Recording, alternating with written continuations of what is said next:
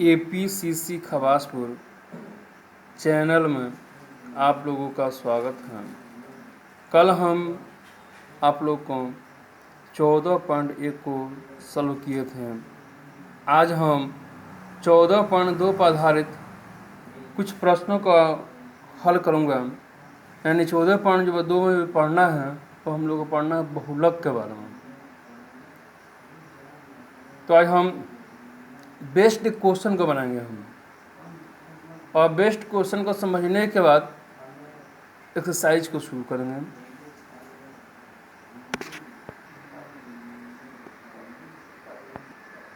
सबसे पहले जानेंगे हम कि बारंबारता क्या है।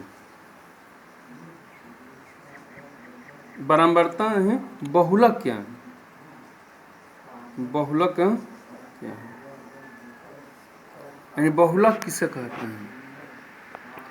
तो देखिए, बहुलक, बहु मिस होता है अधिक, और लक मिस आने वाला, यानी बहुत अधिक बार आने वाले को हम बहुलक कहते हैं। अर्थात सर्वाधिक बार आने वाले को हम बहुलक कहते हैं। या डिफरेंस एक और हो सकता है, जो पद सर्वाधिक बार आता है उसे उस बंटन की बहुलक कहते हैं। क्या कहते हैं जी?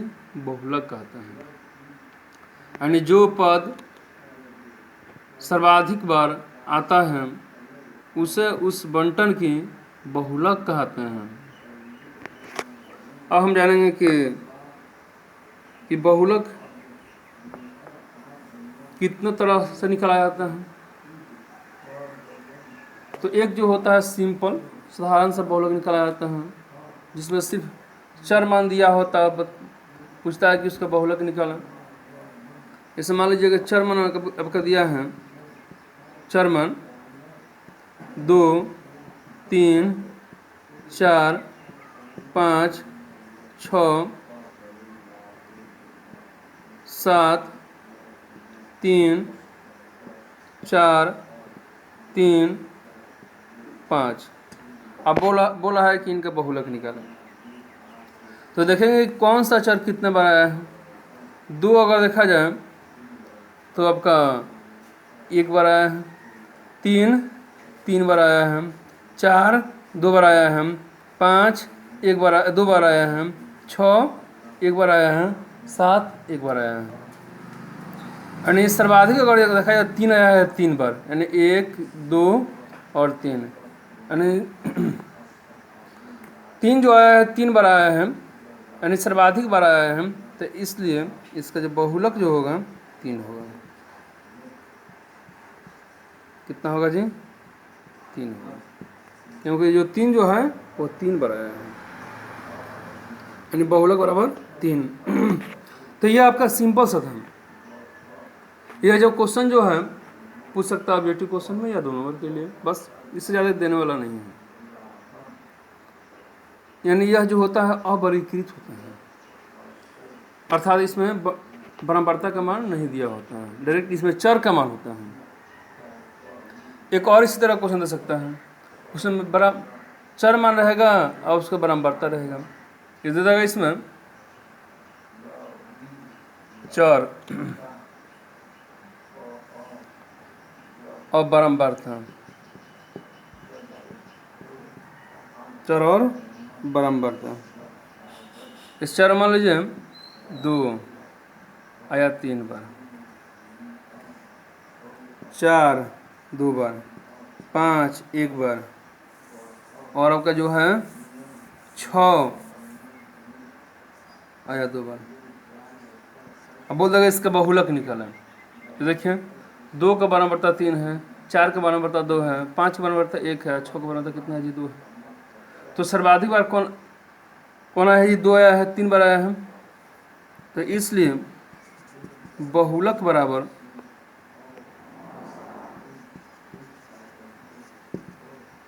2, यानी सर्वाधिक बारंबारता किसका है? 2 का है, यानी 3 है। तो इसलिए बहुलक बराबर कितना होगा जी? 2 हो गया। देखिए हम पढ़े हैं बिना बारंबारता वाला बहुलक, बारंबारता वाला बहुलक। अब हम तीसरा मॉडल पढ़ने जा रहे हैं वर्ग अंतराल वाला बहुलक। देखिए क्या करेगा कि आपको सवाल में वर्ग अंतराल दे देगा। देखिए वर्ग अंतराल दिया है कि नहीं, 5 से 15, 15 से 25, 25 से 35, 35 से 45, 45 से 55, 55 से 65। इस जगह आपका बारंबारता दे देगा 6, 11, 21, 23, 14, 5। अब बोल देगा कि इसका बहुलक निकालें, यानी आपका ये देगा वर्ग अंतराल और बारंबारता देगा। अब बोल देगा कि इसका आप बहुलक निकालें, तो कैसे आप बहुलक निकालिएगा? देखिए इसके लिए सूत्र जो होता है ये होता है, यानी बहुलक बराबर लिख दिया है इसको m l plus f1 minus f0 बटा 2f1 minus f0 minus f2 गुने h। यानी इस सूत्र के माध्यम से इसको हम सॉल्व करेंगे। देखिए सबसे पहले इसमें क्या करते हैं, हम f1 का मान निकालते हैं। किसका मान निकालते हैं? f1। f1 वही होता है जिसका बारंबारता सबसे अधिक हो। तो देखिए इसमें अगर देखा जाए सबसे अधिक कौन सा बारंबारता है जी? 23 है। ये आपका जो होगा f1 का मान होगा, यानी f1 का मान कितना होगा? 23 होगा। तो 23 लिख चुके हैं। ठीक इसके पीछे वाले जो होगा वह f0 का मान होगा। देखिए f0 का मान कितना है? 21 है। देखिए लिख दिए। और ठीक इसके आगे वाला जो होगा f2 का मान होगा। f2 का मान कितना है जी? 14 है। देखिए हम f2 का मान लिख दिए हैं कितना? 14 लिख दिए हैं। और जो मान निकला था f1 का मान, उसमें चलते हैं उसके वर्ग अंतराल में, तो यह जो होगा आपका l का मान होगा। और इसको घटाइएगा 45 में 35 को, तो 10 आएगा, वो आपका किसका मान होगा जी? h का मान होगा। यानी कहने का अर्थ है कि जो बारंबारता में जो सबसे बड़ा जो होता है वो आपका f1 का मान होता है, जस्ट उसके पीछे वाला f0 का मान होता है, जस्ट उसके आगे वाला f2 का मान होता है। और ठीक उसके सामने चलते हैं वर्ग अंतराल में, तो जो सबसे छोटा जो मान होता है, न्यूनतम मान जो होता है वह l का मान होता है।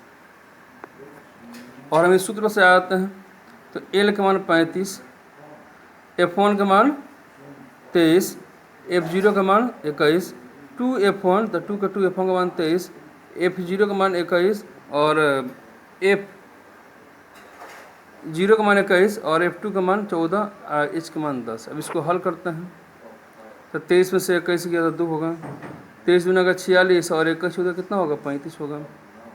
46 में से 35 गया तो 11 होगा। 10 गुना का 20, अब भाग करेंगे 20 में 11 से, तो जो आएगा आपका 1.8 होगा। 35 प्लस 1.8 कितना होगा? 36.8, यानी 36.8 क्या होगा जब का? यह बहुलक होगा। तो इस तरह से इसमें निकालते हैं। यह जो क्वेश्चन जो है अधिक नंबर पूछ सकता है, और यह आपका क्वेश्चन एग्जाम में आ सकता है, भले अंक चेंज कर दें, बात वह कुछ अलग है। बस आज के लिए इतना ही, धन्यवाद।